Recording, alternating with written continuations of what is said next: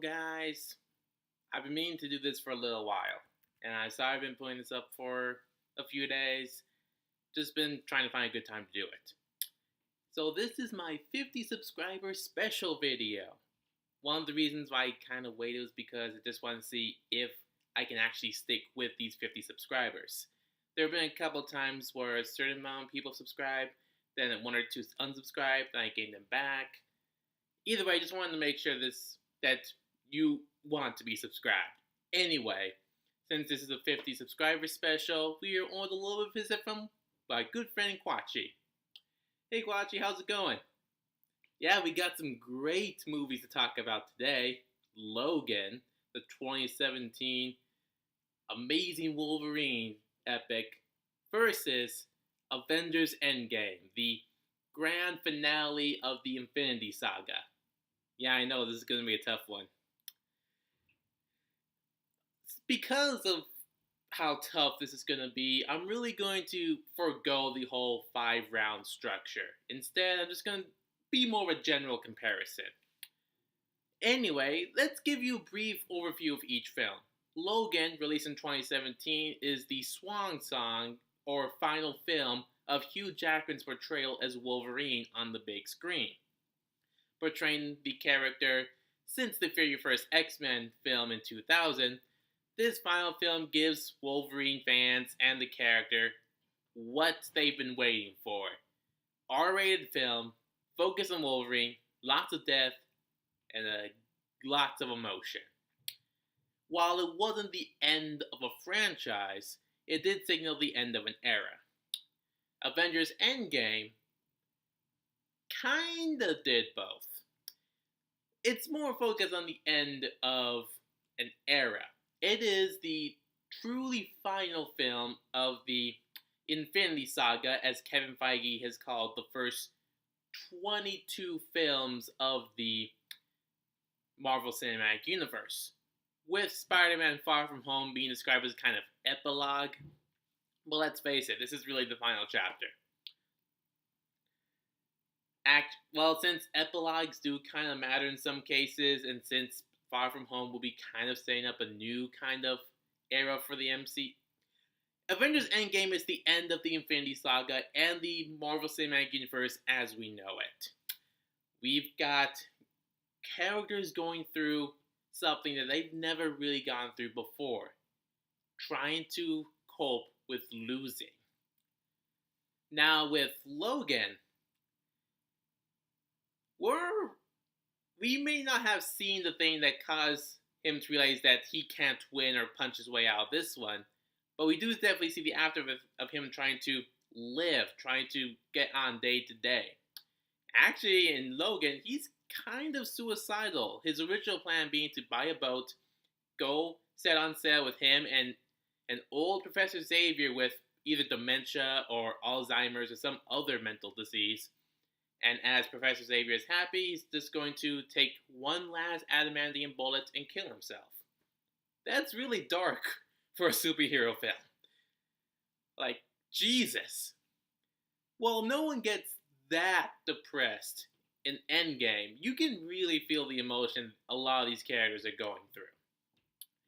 And you do see them trying to actually pick themselves back up and try to save the world or avenge it one last time. Or I guess if you really want to get nitpicky, this is the first time the Avengers are actually avenging something. But anyway, both these films thematically do have a lot to compare with, a lot of similarities, I mean. The end of Hugh Jackman's portrayal as Wolverine, basically the end of a franchise. Avengers Endgame, the end of a saga, also the end of, for sure, Tony Stark sorry, I mixed the two up, they're so similar. The end of Robert Downey Jr. as Iron Man, and probably Chris Evans as Captain America. Look, I have no idea what the hell that ending was about, but it was pretty nice and emotional.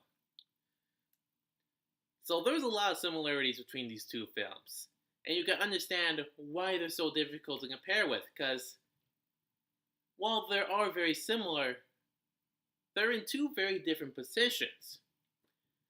The film Logan was always meant to be the end of Hugh Jackman's turn as the character, but it was never really known for certain exactly what kind of approach the film would take.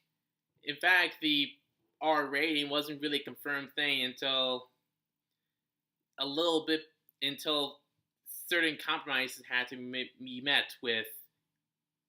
I won't say compromises. Basically, Fox wasn't really fully confident that the direction Logan ended up going was the direction that they thought would be successful. But after watching Deadpool the year prior, they had more confidence in it. Marvel Studios always had the confidence in Avengers Endgame, especially after Infinity War. So Logan was really about taking risks and doing something that the fans have wanted to see for a long time. With Endgame, it was giving fans what they want to see in a finale like this, but it was never really much of a risk. There was some, for sure, but when compared to Logan, it's really no contest. And plus, with an R rating, it gets a lot more gruesome for Logan. While, of course, Endgame being Disney, it still has its dark stuff, but it never really crosses the line. But the emotion we feel with these characters in Endgame makes all of that up because you're so connected with these characters that you've seen for such a long time. Now, I wouldn't say we've all had that connection with most of the characters we've seen in the X-Men films. Both Hugh Jackman and Wolverine, we're with him since day one. He was definitely by far the number one character we felt the most attached to, as well as Patrick Stewart as Professor Xavier. And of course, we got a newcomer that we really attached to really quickly in this film, which will be the actress Daphne Keane as Laura, aka X-23, the clone daughter of Logan. So there's a lot of emotion in both these films.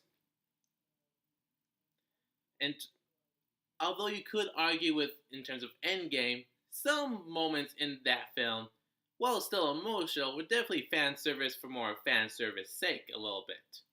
With Logan, while there was stuff that were definitely, in a sense, fan service, it still had a lot more relevance to the story at hand. And plus, the emotion we felt at the end of both films, there was a lot that was in the death of Logan and Tony Stark.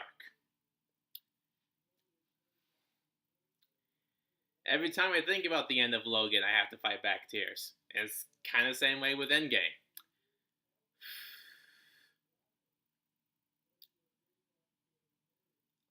But here's really what's the main difference between these two films, the one that might tip the scale one way or the other. Endgame, there was still a good number of stuff that even some of the best fans of the film do have some problems with. A lot of time travel logic that doesn't quite add up. A lot of moments that just seem kind of weird. I still like those moments, but the problems with some of the stuff in Endgame is still very there. With Logan,